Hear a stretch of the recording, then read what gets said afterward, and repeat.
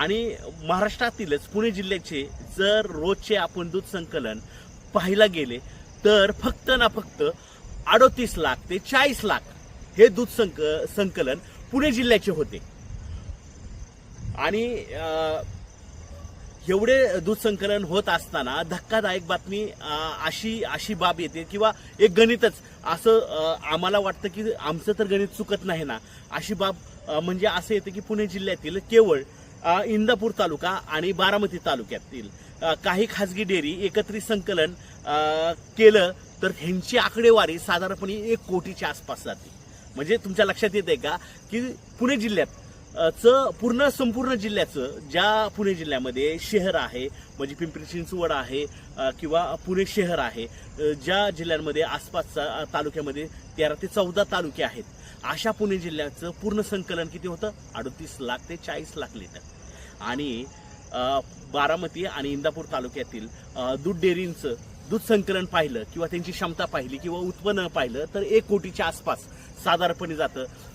बाबा अशी म्हणजे असा प्रश्न पडतो, जर संपूर्ण जिल्ह्यामध्ये 40 लाख लिटर येत असेल तर या कंपन्या जसं काय इंदापूर तालुक्यातील सोनाई दूध डेअरी याचं रोजचं दूध संकलन 40 लाख लिटर ते 50 लाख लिटर कसं होणार? मग प्रश्न पडणारच साहजिकच की एकाच दूध डेअरीचं 40 ते 50 लाख लिटर दूध संकलन कसं होणार? आणि त्याच्याच पाठोपाठ कळस या भागामध्ये इंदापूर तालुक्यातील जी दूध डेअरी आहे नेचर डिलाइट कंपनी, या कंपनीचं ही दूध संकलन साधारणपणे 20 लाख ते 25 लाखच्या आसपास आहे। आणि बारामतीतील जी तुपे म्हणून मोठे उद्योजक आहेत आणि वादग्रस्त वादात असतात, त्यांची रिअल दूध डेअरी याचं दूध संकलन साधारणपणे 5 लाख लिटरच्या आसपास आहे। आणि माळेगाव आपल्या शेजारीच बारामती तालुक्यातीलच माळेगाव दूध डेअरी याचं संकलन साधारणपणे 2.5 ते 3 लाख लिटरच्या आसपास आहे। म्हणजे एवढं मोठं। आणि सायबर डायनामिक्स कंपनी याचं दूध संकलन साधारणपणे 12 लाख ते 15 लाख लिटरच्या आसपास आहे।